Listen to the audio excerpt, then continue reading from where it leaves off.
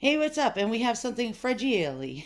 And so it's another eBay antique unboxing. I saw this and I had to buy it now for $25. And I was like, score. Oh, which way do you open these stupid things? Okay, on the ends. I hate when you have to pull it out from the top like this. All right. And so if you what do you call it?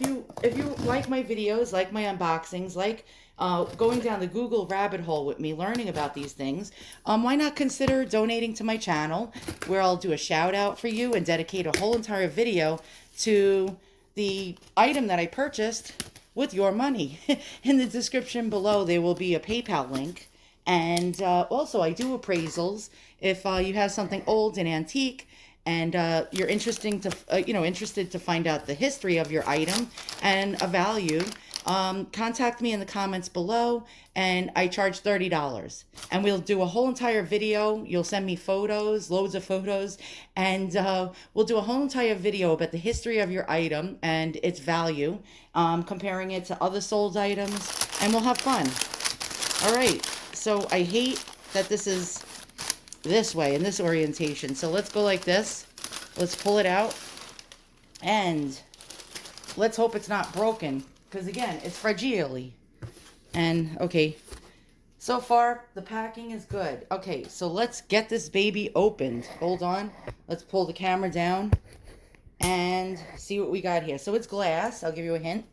And, well, I'm probably going to write in my description what it is anyway, so you'll know beforehand.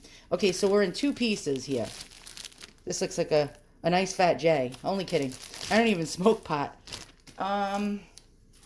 Let's see. I'm just naturally wacky and high. I'm high on life, not... Okay, the only thing I get high on life about is opening packages. That's all. Oh, good. They didn't use tape. They used this saran wrap. Hold on, I gotta undo my J over here. Come on. Jeez Louise. Oh, here we go. All right, we got this started, I think.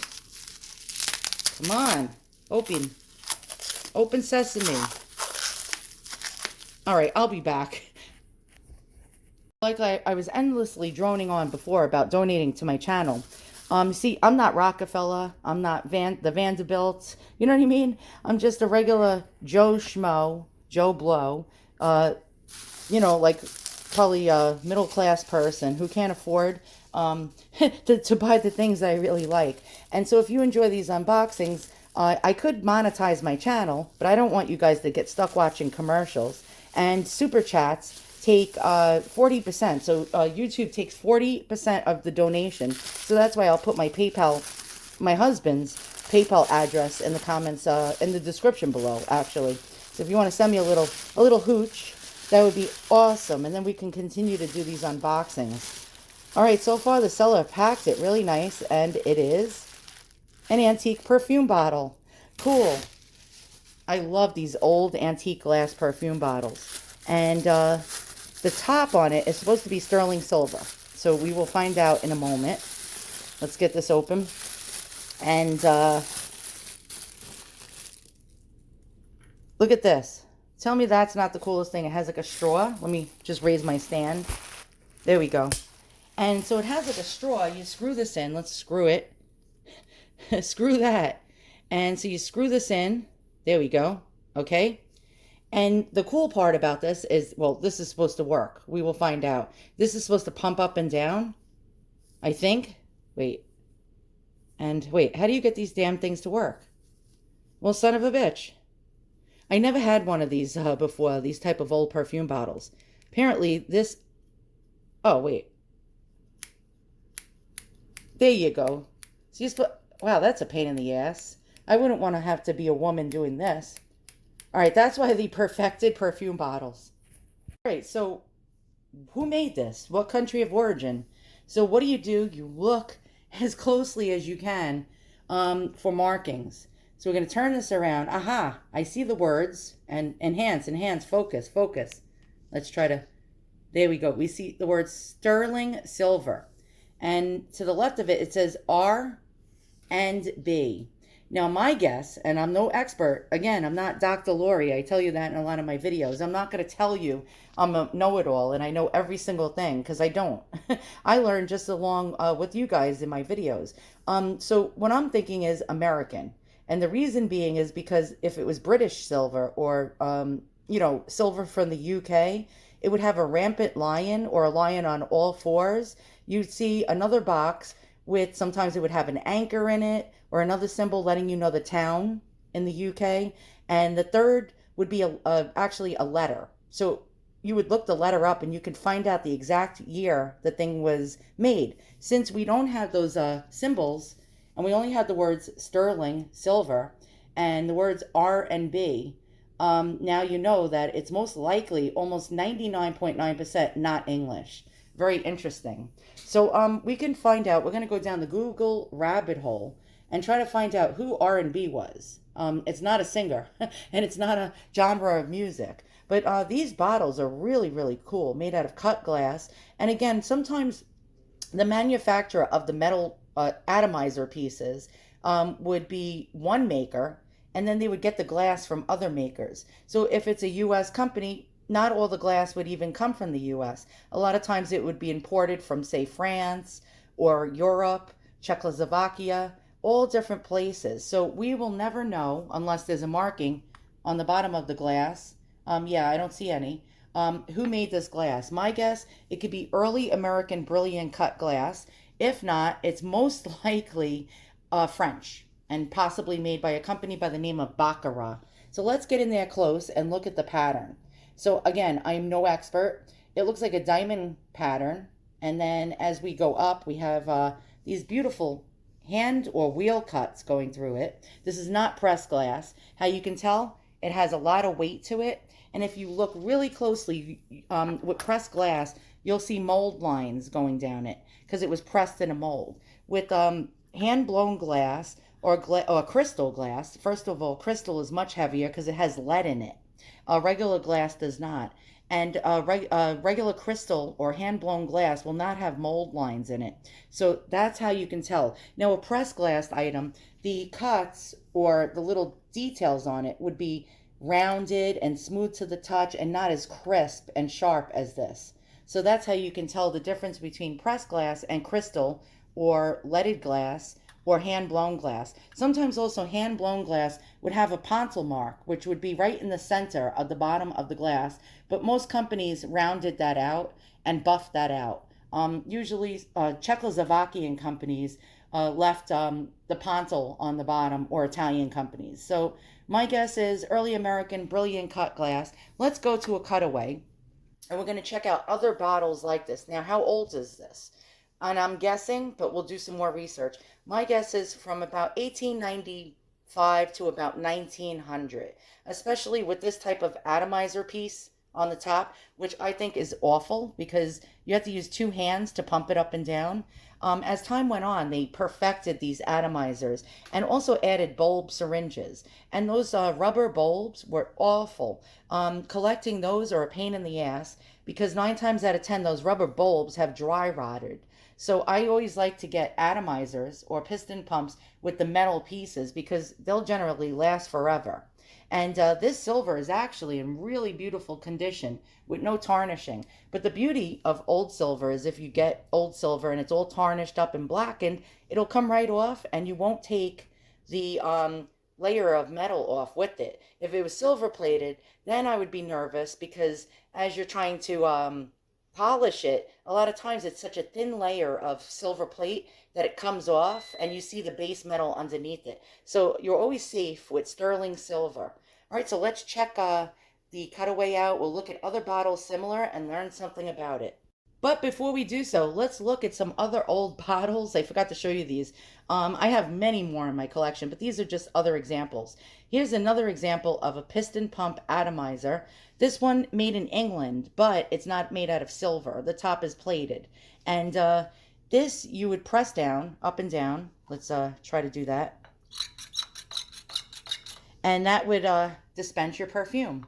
and it's almost like an oil can. Now, this particular company was an English company, and they also made these for automobile parts and mechanical parts to oil things. So this not only could be a perfume bottle, they made versions of this as oiling cans. Quite interesting. And look at that beautiful enameled parrot with this blue case glass. My guess is this was probably made early 20th century, from about 1915 to the 1920s. Now we have Czechoslovakia right here.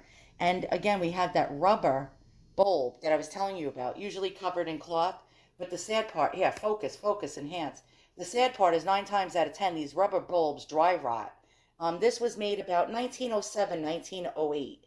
And it's really beautiful. We have this enamel work with these little punched in spots on the blown glass. And this is hand blown glass. This is also hand blown glass. Let's check the bottom. Do we have a pontil?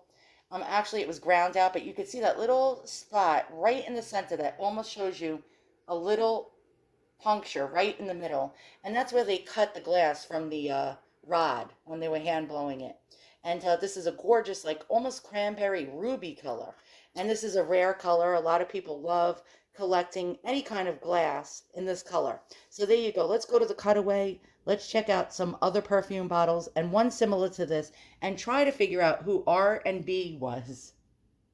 Okay, so now we're going to solve the mystery of who R.B is. So I go on this website called 925. It says 925-1000 here. Here we go. .com, American Silver. Now they also have for other countries as well. So we have R.B, just like this is E.B. And let's try to find it. So it might not happen for us. So let's go to the letter R. Here we go. And do we find the R.B? I sure hope so. Let's see. Well, I see Robert Evans over there. I do not see R.B. This might be a mystery. This might be a mystery maker. Well, this sucks. Let's see. All right, maybe there's another way. Let's just go into here. Maybe at one time this company used R.B. And because that one looks closest to my mark. And I do not see anything that says R.B. Well, I'm going to continue to do some research. So I think our R.B, I think the E is not a B. I think it's actually Robert Evans. All right, I'm going to go look at the bottle with a loop right now and make sure that E is not a B. Okay, so I have one of these stupid $5 Amazon contraptions. Has a built-in light. Let's try to see, is that R and B? Hold on. Let's get a zoom. Okay, here we go. And this is the fun part about collecting antiques is, you know what I mean? Looking at this stuff. That looks like a B to me. So, okay, we didn't solve the mystery yet. Damn it. All right, we're going to have to continue to look. Now, it's sort of fun, actually, to actually do this type of stuff. So, all right, RB. Who is RB? We have to try to solve this mystery. Mystery solved. It's Reed and Barton. Okay, I went through, by the way, because you don't see it in real time, I went through about an hour of researching and trying to find this particular thing. And now we found, okay, R and B is Reed and Barton. And so somebody is selling a similar or the same perfume bottle for $89. So my $25 purchase is actually awesome. That was a really good deal. Let's see what it says in their description. Top is marked RB for Reed and Barton. Let's find out the history of Reed and Barton now. Okay, so trying to pinpoint a date of maker is 1824. It was made the company was founded 198 years ago in Taunton, Massachusetts. So this is a Massachusetts, you know, we're going to go to the can type of company. All right. I love Boston people, by the way. I love their accents. And so, all right, interesting. So, Reed and Barton, da, da, da, da, da. I guess they're still in business. Oh, no, defunct in 2015, bankruptcy. What a shame. During the American Civil War, Reed and Barton produced a considerable amount of weapons for the Union Army soldiers and officers. Quite interesting. So you learn a new thing every day. So can we date the item by seeing that it was created in 1824? 198 years ago? Well, we can guess. That's it. We can just guess. So I'm going to go with 1895 to about 1907, 1908. Again, you learn a new thing every day. Now, the one I showed you earlier, the Czech one, with this type of bulb syringe made out of rubber, quite beautiful actually. Um, I did find actually a catalog from a company, a Czech company by the name of Bruder Rockman, with some of these bottles dated 1907.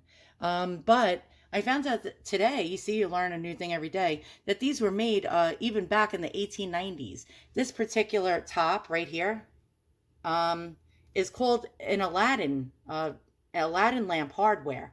Very interesting. So now you know what to look for. These are the older type of fixtures or atomizers. Yeah, there you go. So this part is missing the rubber bulb. 9 times out of 10, they are missing the rubber bulb because they dry rot. And here, let's look at the profile.